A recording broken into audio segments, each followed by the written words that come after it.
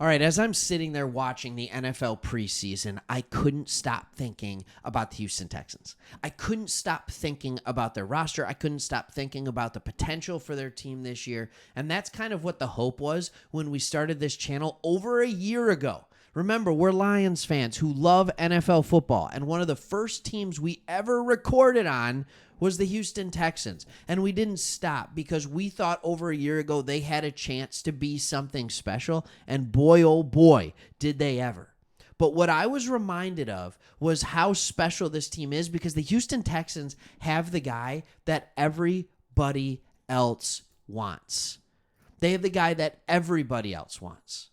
And I can say that because when you look at all the news sources, when you look at everything, if you type in preseason takeaways, it's all about quarterbacks. It's about the rookie quarterbacks. And that's what we've kind of prided ourselves on this channel, Chris and I, is talking about the story that not everybody else is talking about. So are we going to talk about the rookie quarterbacks in this video? Maybe a little. But what we're going to talk about more than anything is what every team is trying to do is find the next CJ Stroud. Sure, the Bears tried to find the next Patrick Mahomes.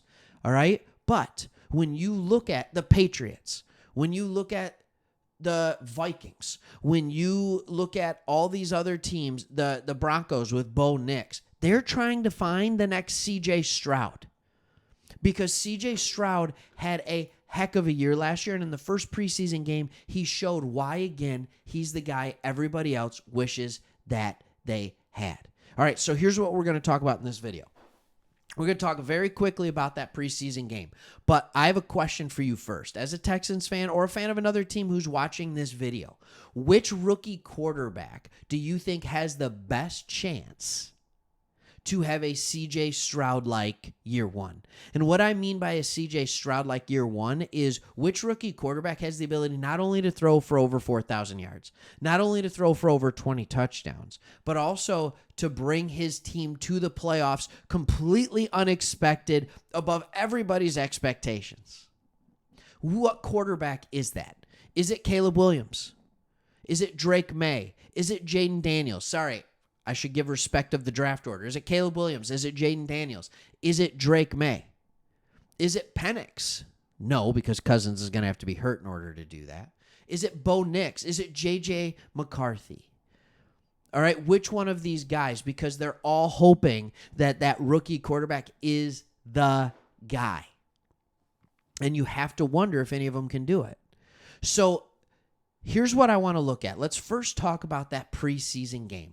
Preseason game number 1. All right? They played 2 series as the starters, and it was beautiful. Wasn't it so nice to be able to watch the Steelers and the Texans play good football, even if it was for half a quarter? All right? Sure, Fields had mistakes. We're not talking about that in this one, though. We're talking about C.J. Stroud. We're talking about the Houston Texans. And here is the beauty of the play. They go 3 and out in the first drive, and then they go 3 and touchdown in the second drive, just showing the explosiveness that this offense has. It's always been explosive, but man, oh man, is it more explosive now. And it's because of the addition of Diggs. So, CJ Stroud, 2 of 4, 41 yards, 1 touchdown. That touchdown, all right, that touchdown was to Tank Dell. And CJ Stroud talked about how great it was to see Tank Dell and all that he had been through. And actually be able to go out there. Here's the quote right here. It's amazing to see all the stuff he's been through to preserve through that and make a big time play, Stroud says. He also said you go out there, you have limited plays. You want to excel at a high level and make sure the ball's going where it's supposed to and really play fast and use your instincts. That's how it felt today. In other words, he feels like he's already in midseason form. But here's the beautiful part of that play. So you re-sign Nico Collins or you extend Nico Collins to a long-term contract. You bring in a guy like Stefan Diggs, right, only to help you. And everybody is talking about Diggs and how he's going to wear out his welcome fast in Houston and how they're going to get sick of him complaining about how he wants the ball all the time. Give me the ball, give me the ball, give me the ball. Remember, he played 4 years at Minnesota. He played 5 years at Buffalo. So if it takes him 3 to 5 years to wear out his welcome in Houston, it'll be fine because he'll be 35. He's already 30 years old. He just needs to buy in for a couple of years. Honestly, only one. Or he needs to buy in, and hopefully he's still playing at a high enough level that he's helpful for this team until they have to pay Stroud in year 5/6. But that's why I love this play. So Diggs was the decoy. So they ran a pretty simple route. It was crossers, all right? So Diggs had the more shallow one. It was still pretty deep. All right, there was a shallow one going the other way, I believe, with the tight end. All right, Tank Dell was number 2 in the progression, and then I don't know who was running on the outside. I think they were running a go, or maybe even a hitch. So Diggs comes across the field. Here's where being a guy who's always barking and who always wants the ball comes in handy for a team. That's why Bobby Slowick's so good, because he understands how to use those things. So he comes across the field. All right, the Steelers assuming they're going to get Diggs the ball. So the safety drops to help in coverage with him when he probably didn't fully need to. All right, but he drops in coverage. That opens up Tank Dell in the seam. He catches the ball. He only has one guy to beat because other people were sucked in to help Diggs. And who's the first person you see celebrating on the TV after Tank Dell gets the touchdown? Diggs. All right, because there's something about being in a new system. There's something about being with a new team. There's something about the hope of what a new team gives. The Buffalo Bills got so close so many times without getting over the hump that you have to understand that there would be frustration. And then this offseason, they cleaned house because they couldn't get it done. They're not going to get rid of Josh Allen. They have to get rid of everything else and restart and try and do it around him differently. The Houston Texans have this young quarterback, superstar after 1 year. And it has to be exciting even for a guy like Diggs coming from one of the best quarterbacks we have seen, all right, in Josh Allen, and be like, yep, that's it. That's who I am. All right, I'm going to be here. I'm going to be with Stroud. So that got me thinking of a second question. I got a weird third question for you at the end of this video. What team is in a better QB situation than the Houston Texans? All right, here's the list of teams on the AFC side. All right, there are only a few contenders. The Ravens with Lamar, the Chiefs with Mahomes, maybe the Bengals with Burrow, and the Bills with Allen. The quarterbacks are so good in the AFC. And I'm going to tell you why not only would I rather have C.J. Stroud than all these amazing rookies that were drafted in the top 12 picks this year, but I would rather have C.J. Stroud, I'm going to say it, more than any of the other quarterbacks that I just listed, more than Lamar Jackson. Okay, maybe not Patrick Mahomes, all right, but more than Joe Burrow for sure, and more than Josh Allen. And I would rather have him more than Lamar and Burrow and Allen, because Lamar, Burrow, and Allen already had their opportunity to win a Super Bowl, and they didn't get it.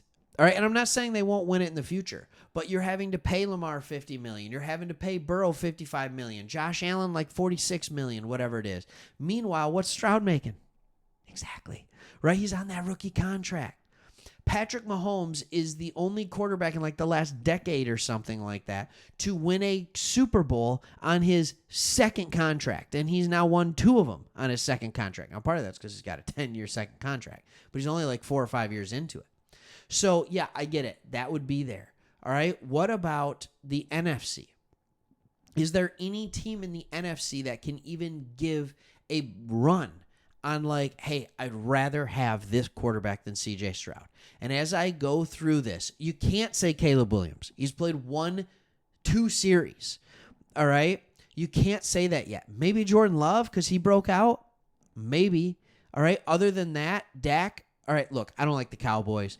I respect Dak Prescott and what he's done as a quarterback there. But again, has never been able to get over the hump, all right? Purdy and the 49ers, like, you see Stroud in a similar system to what the 49ers are running, I'm telling you right now, Stroud is going to go off this year and leave Purdy in the dust. All right, so maybe just Jordan Love, but again, he just signed a massive extension. You don't have to worry about that for 3 years with Stroud.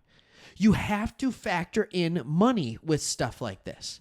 You must factor in money. So that's my next question.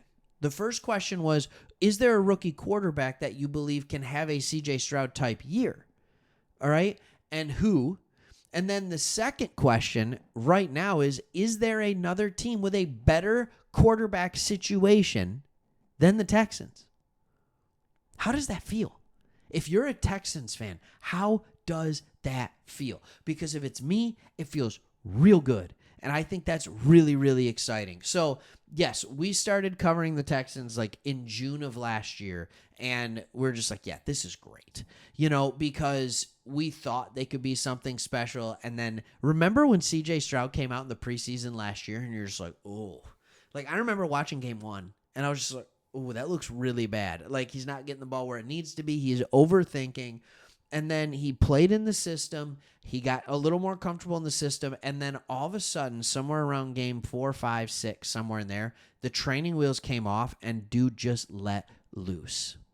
All right? Just let loose. And it's not like he was doing it with an all-star receiving core. Turns out they have a lot of talent. And I think that's the thing that's another takeaway.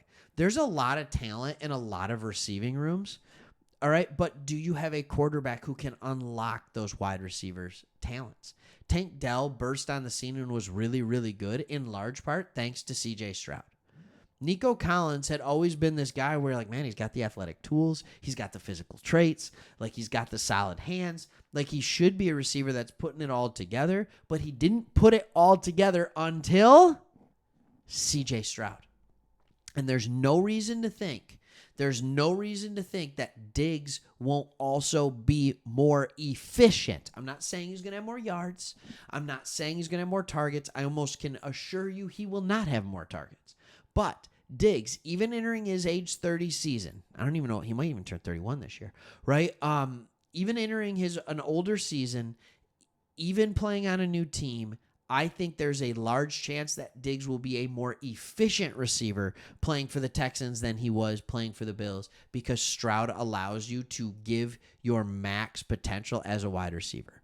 It's going to be fun to watch over the next 10 to 15 years, all the receivers that come through Houston and how we always wonder, is he going to have enough weapons? Is he going to have enough weapons? And the answer is going to repeatedly be yes, he is. Yes, he is. Yes, he is. Because just like Tom Brady, just like Peyton Manning, they make other players look even better. And I think that's exactly what's going to happen with the Texans. You guys have the dude, the guy that everybody else wants. Be thankful for it. And I wanted to talk about this after preseason week 1 before I talked about all the rookie QBs. All right, thanks for watching. We'll see you on the next one.